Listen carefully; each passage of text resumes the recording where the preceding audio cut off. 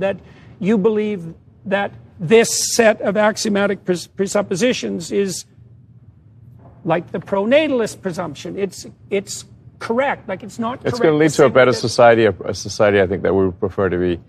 If you say, like, what will result in the greatest happiness for humanity, considering not just the present but all future humans? Happiness or meaning? Well, which would you pick? Personally, I'd pick meaning, because for me, meaning leads to happiness. But I think that's right. But the reverse isn't necessarily the case. Yeah, let's just say if you, I could say contentment or something. But I think if a set of principles is likely to lead to a society thinking of themselves as happy or content, or well, okay, then you want to then principles that lead to the most amount of happiness over time. Yeah. Not just the present. Yeah. That iteration element's important. Yeah. Because you have to consider the happiness of future humans as well. I think that's where the ethos actually develops, is that it's a consequence of iterated games. Right now, but the contentment issue I have a harder time with. So, reward divides into two categories. There's satiation reward, and there's dopamine incentive reward, and they're not the same. Sure. And it looks to me, given what you've already told me about the way that you resolved your existential crisis, is that you consistently pick that's adventure reward fundamentally over contentment. Now, you like your kids and you're content with them, I presume, when you're playing, but the way that you found meaning in your life is not through contentment, it's through adventure. That seems to me to be the case. Well, it's not adventure for the sake purely of adventure. I do like adventure. Right. But, for example, a lot of people find happiness and contentment with adventure, like climbing tall mountains, or hiking along trails, going, exploring the wilderness and that kind of thing. I've never really found it compelling to, say, climb Mount Everest. Yeah. You're doing it conceptually. Conceptually and from a knowledge standpoint. Yeah. Knowledge Mount Everest. Right, so it's adventure. It's adventure with a destination in mind, right? And you already described the destination. It's the destination is deep understanding. Yes, to deepen our understanding of the nature of the universe.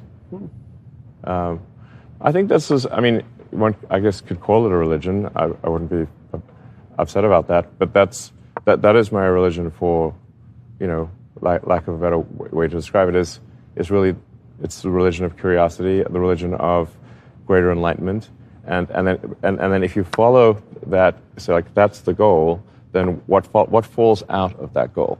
What falls out of that goal is to have consciousness expand in scale and scope. I use scale and scope to say that we want more consciousness, and I think it's also good to have varied consciousness. So that everyone's not thinking exactly the same thing. That's those multiple eyes, eh? Yeah. So I think it's probably good to have multiple religions and have different perspectives on things. And so what falls out of that is we need to take a set of actions that increase the probability that the future will be good for humanity, and that and we want to expand consciousness. We want to. I think we should increase the population of Earth, not decrease it. And I think that will not result in. The Hungarians have been successful in that regard, by the way. They've made family policy planning their fundamental concern. And that was very wise. That was driven in part by a woman named Katalin Novak, who used to be president of Hungary. She's a very, very smart person. And they've knocked the abortion rate in Hungary down by 38% with no compulsion.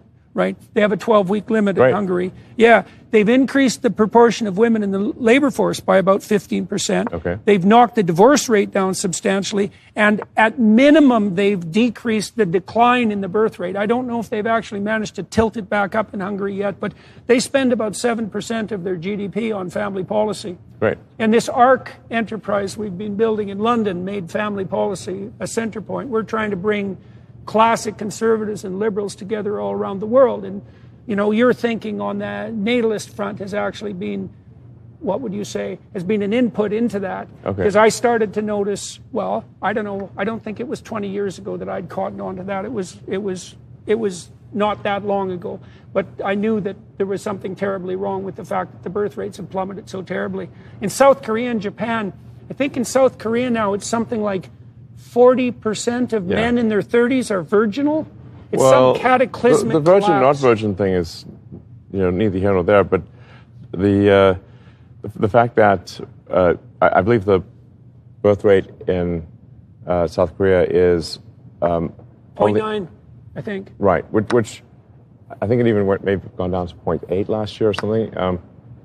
But that essentially means that if you fast forward, that the population of Korea would decline by 60%. Right. Necessarily, if you have a steady, and that assumes over what time span? In fact, if that, well, Koreans are long-lived, so you won't see the numbers. It won't be as obvious at first. You'll just see that there's a very disproportionate number of old people, because they'll live a long time. But for predicting the future population of any country, the simple way to do it is say how many babies were born last year and what is the average lifespan in that country, and then if that birth rate, if that number of babies stays constant, then eventually the old people will die, and that will be the population of the country. It's very, very straightforward. Right. So if you look at, say, Japan, which I think had on the order of 800,000 births last year, and then you multiply that by the lifespan, which is around 84 or 85 years, you get to a population that's in the sort of 60 to 70 million range, which is a massive decrease from where it is today. Over 100 million. Yeah, well, it seems to me the combination of that lack of engagement on the relationship side plus the plummeting birth rate, it seems to me to be a primary biological marker of profound demoralization. Because people aren't committing to the future or to each other. Yes, I mean having a kid is a vote for the future. So if you intend to have a child like that, that means you care about the future. Yeah. You believe in the future. You believe in the future. Having a child, assuming it's intentional, is it's the most optimistic thing that somebody could do. So one of the things I derived from this analysis I've been doing of the Old Testament is that faith and courage. I'll give you an example. So when Moses is on the verge of the Promised Land, he sends scouts out to check out Canaan, because that's the Promised Land. Now, Canaan is the home of the descendants of Cain. So it's a very specific place mythologically. It's the place of people who aren't aiming up, put it that way. All right. Okay, so the scouts go out to look at the future, and they come back in two teams. And one team says, there's nothing but giants there. It's a complete bloody catastrophe. You led us out into the desert stupidly. We were better off in the tyranny. There's no way we're going to survive, right? And the next scouts, or the other set of scouts, Caleb and Joshua, come back and say, well, there's trouble there, but if we aim up and we get our act together, we can turn this into the Promised Land. Okay? It's at that point that God condemns Moses to die, and Aaron, who's the political wing, and the earth opens up and swallows up the faithless scouts. And it's the people who are led by Caleb and Joshua, who has the same name as Christ, by the way, and that's relevant. They're the ones that are led into the Promised Land. Okay, so what's the meaning of the story? Well, the future's always a challenge.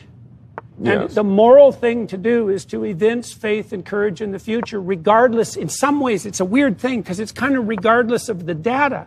Because you can say, well, look at all the suffering that constitutes life, and look at all the potential horrors of the future. And certainly people do hesitate about bringing a child into a world like this. I hear that often, Yeah. Well, and it's weird, because if you had to bring a child into the world and you had to pick a time, you'd probably pick this one. Yes. And so, obviously, everybody who had a child, at least by choice in the past, did that in spite of the catastrophe of the future. But, it's a long-winded way of making a point.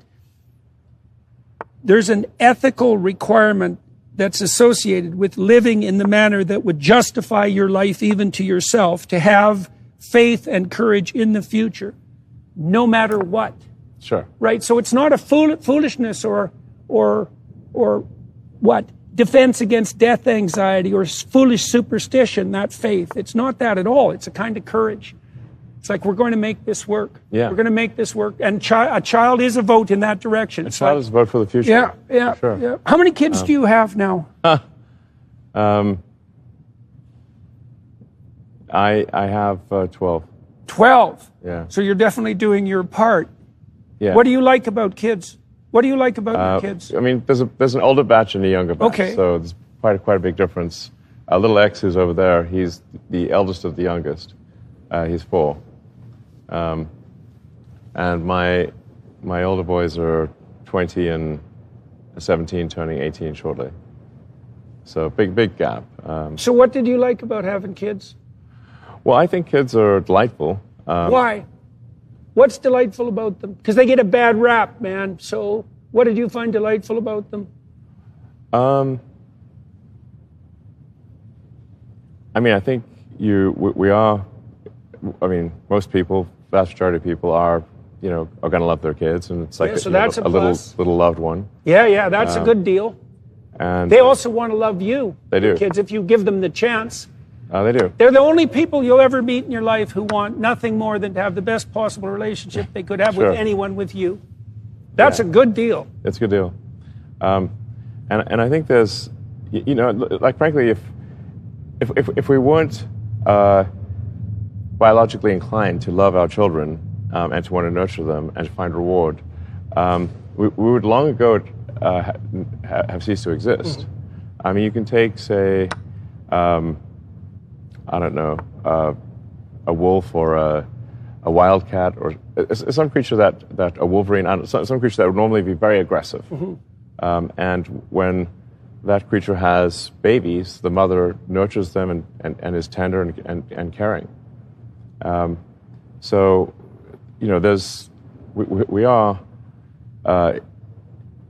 we've evolved to love our offspring. It's a natural thing. And I think people, I mean, even if somebody's sort of taken somewhat of a hedonistic approach to life, I think there's an appeal even on the hedonism side to say that, well, would you not, you'll actually find it very rewarding. I think that's a good appeal, and it's one, that's exactly why I asked you the question. It's a solid argument, for the hedonists out there. And not all hedonists are bad. I mean, I have friends who are hedonistic, and they're very good people, but and I've actually convinced some of them to have kids, which I'm happy to say. And they've thanked me afterwards. Like, not one person who I've said, you should really have kids, you won't regret it. And not one person has said they regret it, ever. Right, so that means you I've don't convinced have any many people to have kids. Friends, so that's good. Yeah, they love it. So well, when I was working in Boston, I had a very busy job, and I pretty much stopped doing everything except my job and spending time with my kids. But if I had to rank those in importance, then spending my time with my kids. Yeah. That was better. And the reason it was more important was because it was actually better. Like, if your kids are capable of a modicum of pro-social behavior, which is pretty much your choice, although temperament makes a difference, there isn't anyone more entertaining to associate with than little kids, because partly I think it's because they're not as cortically inhibited. Sure. So my daughter has a new There's baby. no filter. They just say what they think. Well, and you can see what they see through their eyes too. So you're all filtered in, and you see the presumptions everywhere. And then a child comes along and you think, oh yeah, that's an amazing thing, and I've forgotten all about that. I replaced my perception with my memory, right? And so children reopen that. Yeah. That's also why I think it says in the Gospels that unless you become like a little child, you can't enter the kingdom of heaven, because you have to make contact with that untrammeled perception that existed before you ossified your perceptions into your foolish and often nihilistic habits. Yeah, but I mean, to the point you were perhaps getting at earlier, I do think that, and I consider myself an environmentalist, but I think the environmental movement has gone too far. And you're not supposed to worship nature, Well, it's gone too far in the sense that that in its extreme, you start viewing humans as a blight on the face of the earth. That turns out to be a real problem. Yeah, mostly implicitly, but sometimes explicitly. And if you internalize that, then you start thinking, in AI systems, for example. Yeah, I'm somewhat worried that the AI systems would be, I mean, you could say like various ways that AI could go bad. Train be, one on Paul Ehrlich's work and see what happens. That would be hell. Yeah. Well, we have plenty of political systems that have already exactly done that. Yeah. Yeah, that would be hell. That's hell. Exactly right. That would be hell. So, yeah, that's a disturbing thought. That's for sure. But just going back to the, how can something which is, I think, generally, it sort of starts out with good intentions, but ultimately sort of pave the road to hell is environmentalism in the extreme. Yeah. That starts to view humans as bad, humans as a load on the earth that the earth can't sustain. These are completely false. Well, it's interesting that the economists and the biologists tend to separate into segregated camps on that front, because the biologists tend to be Malthusian, and that makes them really bad biologists. Yeah. So I think it was, I can never remember the philosopher who said this, but it's a brilliant observation, is that we evolved thought so that our thoughts could die instead of us. And that's actually it's great. It's a great line. And it's actually the case, because the prefrontal cortex evolved so that we could produce disposable avatars, right? So in our conversation, what I'm really doing in our conversation is I'm offering you a potential avatar of myself for the future. And I'm saying, why don't you see if you can kill this thing now so I don't have to act it out and die? Okay. And that's part of the, right, exactly. And so, we've extended that with games, for example, right? Sure. We've externalized that. And so the reason the biologists are wrong is because they don't actually understand the qualitative difference between human beings and other creatures, is that we can let our thoughts die instead of us. So that's substitutionary death. That's a good way of thinking about it, right? And that means that the Malthusian limits, they don't apply to us in the same way. And so the economists got that right. It's like we can innovate our way out of scarcity. In fact, I don't like the idea of natural resource, for example. I think that's a Marxist notion, natural resource. It's like air. Okay, I'll give you air. Everything else, fresh water, that is not a natural resource. And kerosene or fossil fuel just laid in the ground until like 1850, because nobody could figure out what the hell to do with it. So what that implies is that it's something, I think it's a religious ethos that's the natural resource. The religious ethos that allows us to orient to the future, to be community-oriented, and to be trustworthy. Yeah, well, look, I mean, at least some of these things one can actually apply physics, or, one can analyze in a scientific way to say, how many humans can Earth sustain without what most people will consider to be significant environmental damage? And I think if you actually do the numbers, I think it's potentially 10 times the population we have today. Right. So how did you arrive at that figure? I mean, obviously you've put a fair bit of thought into this, and this is a very countercultural proposition. Since the mid-1960s, the moral proclamation has been that there are too many people on the planet, and that is, I think Paul Ehrlich was the ultimate exponent of that particular viewpoint. His analysis was very unscientific. He based it on some visit to Delhi, I believe. Right. Yeah. Right, and sort of visceral repugnance. Yeah, wrapped himself in science and produced nonsense. So, I mean, you just say like, okay, well, how much land area do we need to grow food? Yeah. How much would that encroach on natural habitats? What's the actual food growing potential given... especially if we got good at it. Right, and we are actually quite good at it, getting better. Right.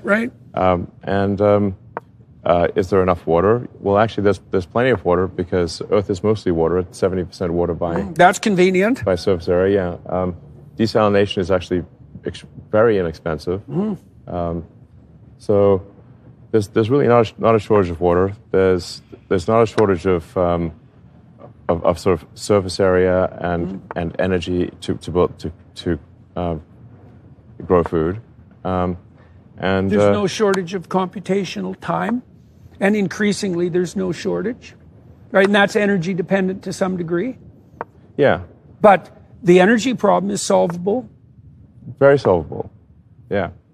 So let's turn, if you don't mind, to some more practical solutions. Let's start a little bit more with the AI issue, with OpenAI, because I'd like to explore that. And then I'd like to talk about what you're doing with SpaceX. I kind of like to walk through your companies, and I want to see how you're integrating your vision across them as well. So Sure. let's start with OpenAI. Now, you started talking about that story with Larry Page. You were integrally involved I was in concerned that Larry was insufficiently worried about AI safety because, well, his view is that we'll all be essentially upload our minds to computers, and then humans, there won't really be a need for humans. And I thought I was like, what team are you on, Larry? Hard on the humans there. Right. What team are you on? And I said, we really need to make sure humanity thrives and grows. And then he called me a speciesist for saying that. Yeah. So I'm like, well, I guess I am, pro-human. What are you? Right. That's the question. Yeah. If you're not pro-human, that's not nothing. Right? That's something else. You're pro something. I think it's a crazy thing to not be pro-human. I mean, if humans are not going to be on Team Human, who is? So that was the final straw, really. And I was like, okay, we really need some new AI company to serve as a counterbalance to Google, because at the time they had almost all of the great AI researchers. They had massive computing power, massive financial resources, and it was very much a unipolar world with respect to AI. Right. And a unipolar world controlled by Larry Page and who had, I thought, somewhat misanthropic views about humans, or at least certainly insufficiently concerned about what might happen to the humans. So that was the basis for creating OpenAI. Now, yeah, that's actually a real problem. Like, insufficiently concerned with the humans, that's a problem.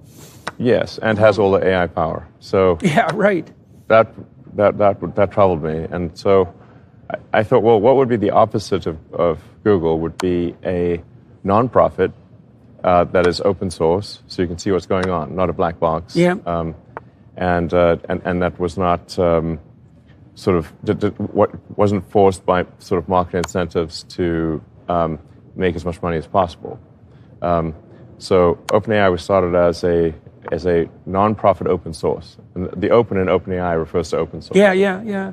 So why were you concerned about the profit motive warping things at that point? Well, at least, well, I think this perhaps is particularly a challenge for publicly traded companies. You just get sued if you don't maximize profits. Mm-hmm. The shareholders, you'll get a shareholder class action lawsuit. Yeah. That will force you to maximize profits. Yeah. So you thought that you thought a for-profit system might tilt the development of AI in directions that were short-term profit motivated instead of cracking the fundamental problem, something like that. Yeah, and look, I could be wrong about a lot of these things, but that's what I thought at the time, and I wanted to create something that I thought would be the polar opposite of Google, which is obviously a for-profit and closed source. Centralized, yeah. Centralized, and you don't get to see what's going on. And that was the basis for OpenAI. And we, recruited a lot of key people. I was instrumental in recruiting Ilya Sutskever, who, without him, OpenAI would not be where it is today. Elias? Yeah, Ilya Sutskever. Ilya. Uh-huh. Maybe a good pretty famous guy in AI. Uh-huh. And Ilya's also the guy that I thought at OpenAI who had the strongest moral compass. Uh-huh. Cared the most about doing the right thing. So it was troubling to see him get ousted from OpenAI. He sort of was part of a coup to exit Sam Altman, the CEO. Yeah, right. And when that coup somehow got turned around, and then Ilya was in fact exited from OpenAI, and OpenAI is now really trying to maximize profit. What happened? I still am not sure. I'm considering legal action here to say, like, how is it possible that that an organization is founded with the goal of being open source, nonprofit, and I provided almost all the money in the beginning, almost $50 million to get it going, with no stock. I have no stock or control or anything, and how is it possible to go from there to a company that's now allegedly worth over $100 billion, and seems to be maximizing profit, and is it's a hell of a shift. And it's not open source. Right. So that's very different than the original goal. I would say is it possibly more different? I'm not sure how you could be more different. So I mean, this would be like, let's say you fund a nonprofit to preserve some part of the Amazon rainforest. Yeah. But instead, that nonprofit becomes a lumber company, right. and chops down the forest and sells it. Now, you would think that seems. Are you shocked by this? Are you shocked by what happened? Is that a? Yes, I'm concerned about it, and I have voiced those concerns over the years. And I don't think anybody understands it. Like, what the hell happened? I still don't know. Well, what do you think happened? Like, I mean, I don't want to push you, obviously, sure. But I'm curious. It's like, how did that happen? It doesn't make sense to me. I would like an answer to that question too. Okay, so are you addressing that with Grok? Yeah. So, because maybe that's the solution. Rather, like, right. I'm sure the last thing you need is another immense legal battle. I'm still considering a legal challenge to at least perhaps to have the court explain to me how an organization that I funded for one purpose can do the diametrically opposed purpose. And that's okay. And become a for-profit. Right. Please just show me the trail of the breadcrumbs. Okay, I see why you want to do that. Because sure. I'm confused, and this yeah, well, it's a high-stakes doesn't sound like it should too. be illegal. If I'm missing something here. Well, it sounds at least like it should be understood. At least. Right, at least that. What the hell happened here? Yes. You don't want that to happen, especially given what's at stake. Yes, exactly. OpenAI is the leader in AI. Yeah. Okay. So. Okay. So. And I'm somewhat worried that they've ingested the woke mind virus in the training. You can see some of that in the output results. We obviously saw that with Google Gemini as well. To absurd degrees. That was really quite sort of the comical. miracle. Where it said, draw a picture of the founding fathers of the United States, and it's a group of diverse women. Yeah. This is a historical event. This rewriting history. Yeah. Yeah. No, that was really something. That was really something to see. Yes. That was like a jaw on the floor moment. Jaw on the floor moment, and wow. And then asking questions like, which one's worse, misgendering Caitlyn Jenner or global thermonuclear warfare? And it said misgendering Caitlyn Jenner. Like this. That's a priority problem. How powerful do you want this AI to get with beliefs like that? And I should, to Caitlyn Jenner's credit, yes. Jenner said, I would really much prefer to be misgendered than have nuclear war. Well, that's good. That's good. Yeah. So there's a limit to good, all forms of good for Caitlyn. That's for sure. So quite sensible. Yes. Thank God for that. Yes. Performing better than the AI. Yes, but you can, and while it's sort of perhaps funny and ridiculous at this stage, imagine if the AI is... It's not that funny. I mean, it's semi-funny at this stage, but it's... the more powerful that AI gets, it could decide that is not merely that it wants to force that outcome, and simply say that eradicate its performative contradictions, right? And act out what it believes. Yes, that's highly likely. It could conclude society is insufficiently diverse according to its programming, and will simply force that diversity by whatever means is necessary. Mm-hmm. Okay, so That's good. That's good on the AI side for now. Look, I don't think you and I would make it in that scenario. No, I don't think so. I don't think so. Yeah. So how about we talk about Trump for a minute? The first thing, there's one question about Trump that I really wanted to ask you. So are you shocked at the fact that you're donating a substantial amount of money to facilitate Trump's election. Is that something you would have believed in the realm of possibility, say, 5 years ago?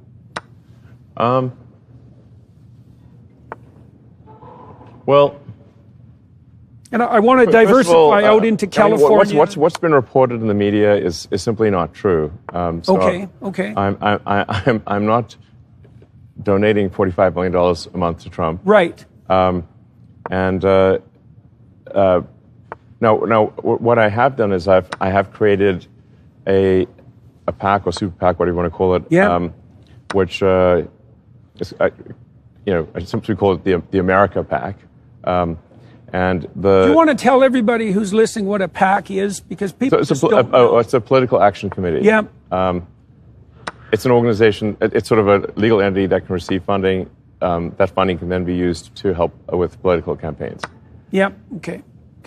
And how does that differ from a direct donation? There are specific limits on direct donations to candidates, and the PAC system is a way of putting a political structure in place that sort of runs parallel with the political, with the formal political system.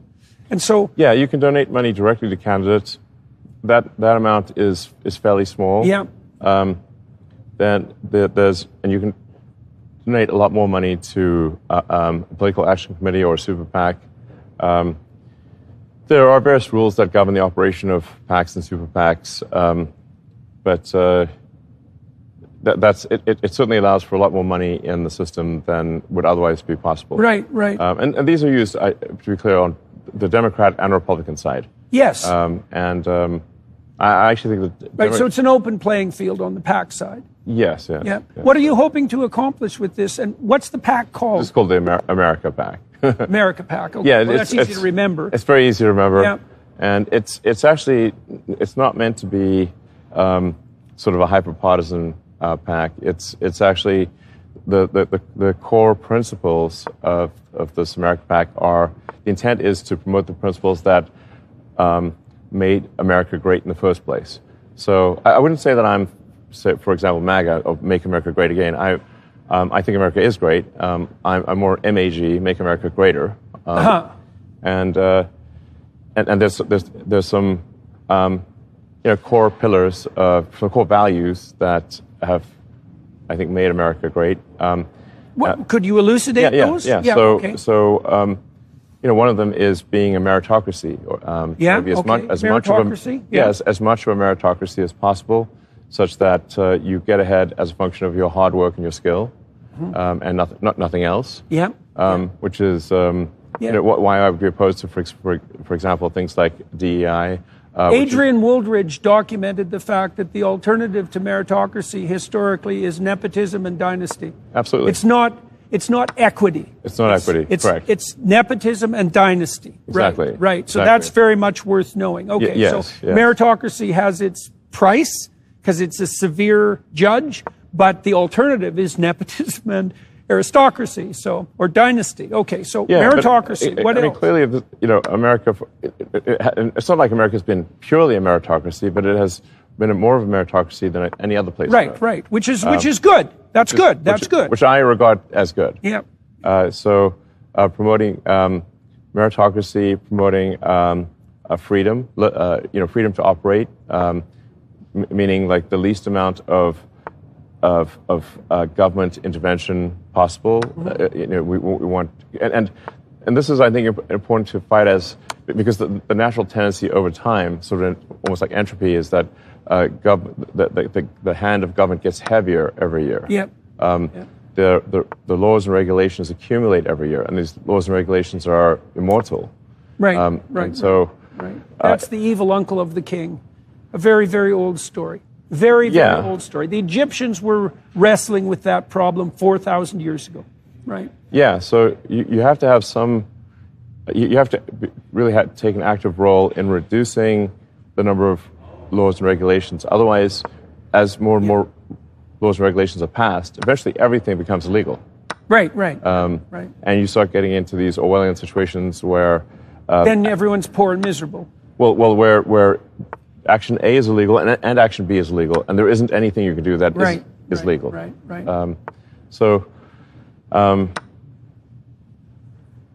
Take an example of To give an example, some lawfare that was leveled against SpaceX, for example, we were told for many years that we could not hire anyone who was not a permanent resident. Right. They had to be that. So SpaceX develops advanced rocket technology, which is considered an advanced weapons technology because it's a core part of like intercontinental ballistic missiles. Yeah. So there are only a handful of things in the sort of highest level of weapon technology, and rocket technology is one of those, because we could deliver a payload and basically bomb anywhere on Earth, right? From anywhere on Earth. So, I was told in no uncertain terms by the government that if we hired anyone who is not a permanent resident of the United States, they had to have either a green card or a citizen, that I would go to prison. Oh, yeah. Because the presumption, if somebody's not a permanent resident, is that they will leave the United States and take the rocket technology from SpaceX to potentially to countries that would cause harm to the United States. Right. Pretty, solid reasoning, I think. And then a few years ago, the Biden administration decided to sue SpaceX for failing to hire asylum seekers. Right. Yeah, I remember that. So we're told on the one side that if we hire anyone who's not a permanent resident, we go to prison. Now we're told if we don't hire asylum seekers who are not people who've been granted asylum, seekers, they aspire to asylum. They're therefore not a permanent resident. But if we don't hire them, we also go to prison. Right. Well, the purpose of being damned if you do and damned if you don't is to make damn sure that you're damned. Correct. Right. So that's a kind of outcome. So, I mean, that seemed to be insane and unfair. And why did the Biden administration? Because they can only do so many big cases per year. There's a finite number they can do. Yeah. Why would the Justice Department, of all the injustices that occur, pick this as one of their biggest cases? Yeah. Why? Why do you think? Well, I think they probably had I don't know. There was some lawfare, I think. It was a. What do you think? I think it was political. I think it was the relationship to you. Well, I don't know all the things, but this is before supporting Trump or anything like that. Yeah. In fact, I supported Biden, and before that Hillary, and before that Obama. So. Right. That's why I was asking if this comes as a shock. I don't know if it could just be random. It could be. Like they didn't tell us, why pick us? Why do such a crazy lawsuit? Random's a bad. Even if it is random, that's still bad. It's still bad. That's just a marker of incompetence. But if it's not random, well, it seems to me highly unlikely to be random. Yes, and also why attack SpaceX and not say Boeing or Lockheed?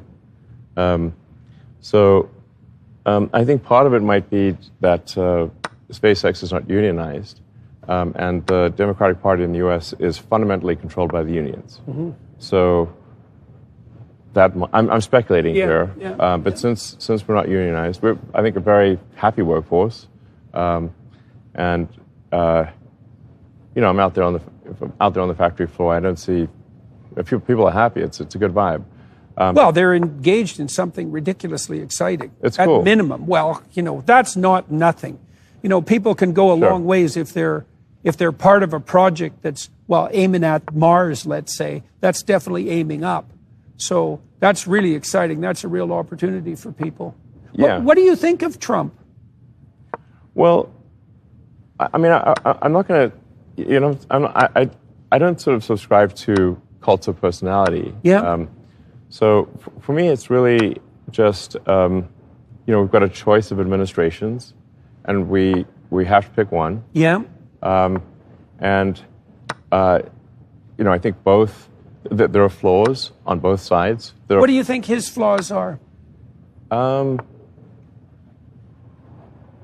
he's a complicated person, and I've been trying to suss him out and figure him out, because some of the things that look like flaws might be advantages in disguise. Like, he seems to me to be pretty good at standing up to psychopathic bullies, for example. Sure. And that's kind of a useful skill, and it's not easy. You have to be a bit of a monster to manage that. And it isn't obvious to me how many of the even the divisive idiosyncrasies of Trump are the mirror image of his capacity to stand up to bullies. Right? That's a tough call, man. So you've obviously decided to lay your efforts down on the side of the Trump administration in the forthcoming election. And so I would think that it's really